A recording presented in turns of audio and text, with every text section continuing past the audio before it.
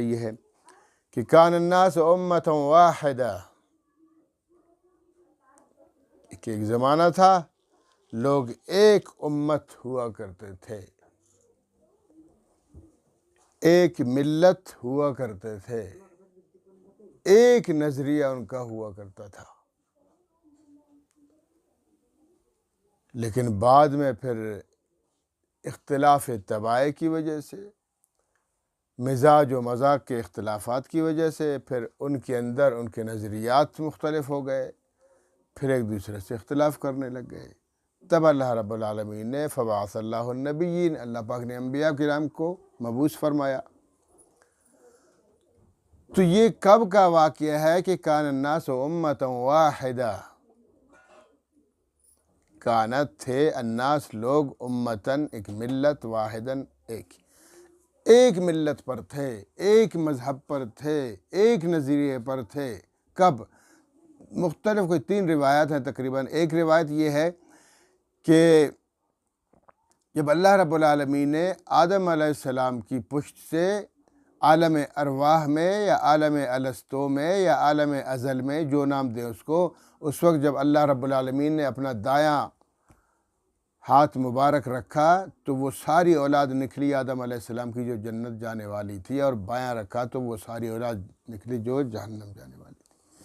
تو اس زمانے میں اس وقت معمولی جیسے وہ چیونٹی کی شکل ہوتی ہے، اس جیسے لوگ تھے، ہم سب تھے۔ حضرت علی رضی اللہ عنہ سے روایت ہے کہ مجھے وہ دن ایسا یاد ہے جیسے کل کا دن۔ تو وہ عالم الستو والے دن اللہ رب العالمین نے سب کو اپنا دیدار نصیب فرمایا اور ان سے خطاب فرمایا۔ پہلے دیدار نصیب فرمایا تو اللہ رب العالمین کا حسن و جمال لوگوں کے دل و دماغ میں پیوست ہو گیا، اللہ کی کبریائی اور اللہ کی عظمت دلوں میں بیٹھ گئی۔ تو اللہ رب العالمین نے لوگوں سے پوچھا الست بربکم، کیا میں تمہارا رب نہیں؟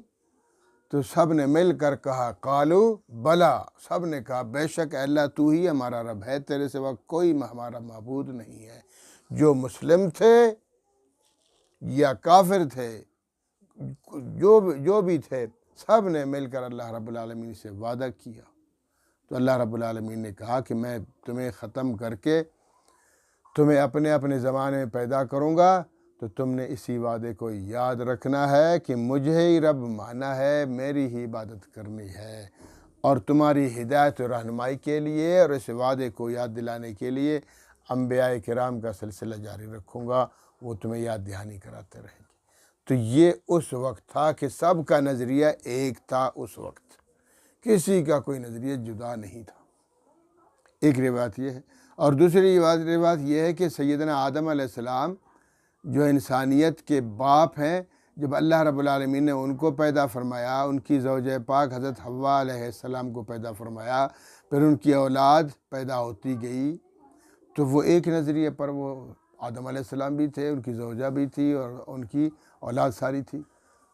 تو جو تعلیمات آدم علیہ السلام پہ نازل ہوتی تھی، ان تعلیمات پہ اولاد عمل کرتی تھی۔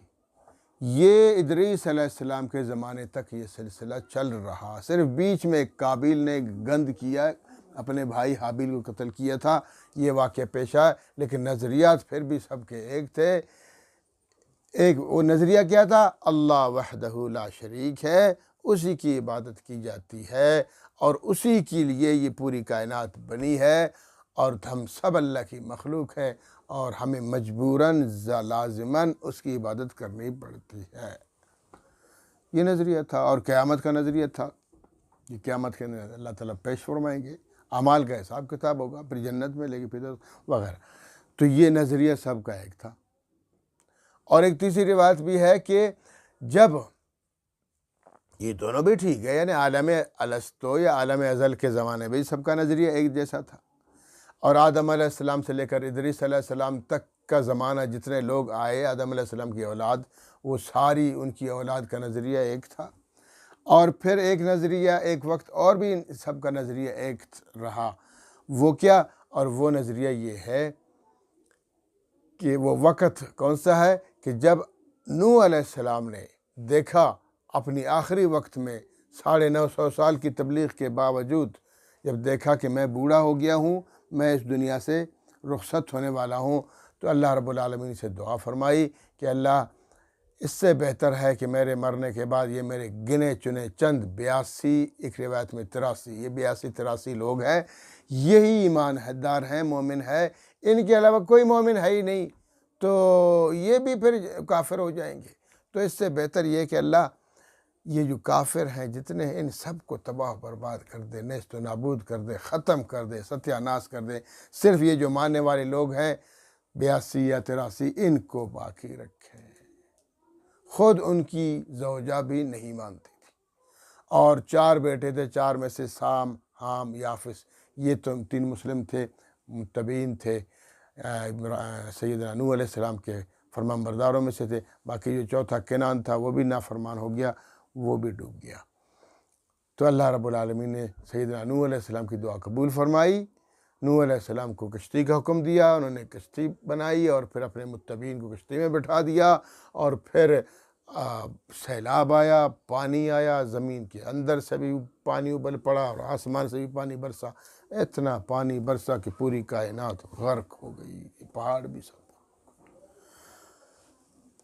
پھر آہستہ آہستہ وہی 3 ان کے پھر روایت میں، حدیث میں ہے کہ نوح علیہ السلام کی نسل سے پھر انسانیت دوبارہ چلی، ان کے 3 بیٹے سام، حام، یافس سے، تو وہ بھی مسلمان تھے، ان کا نظریہ بھی ایک تھا۔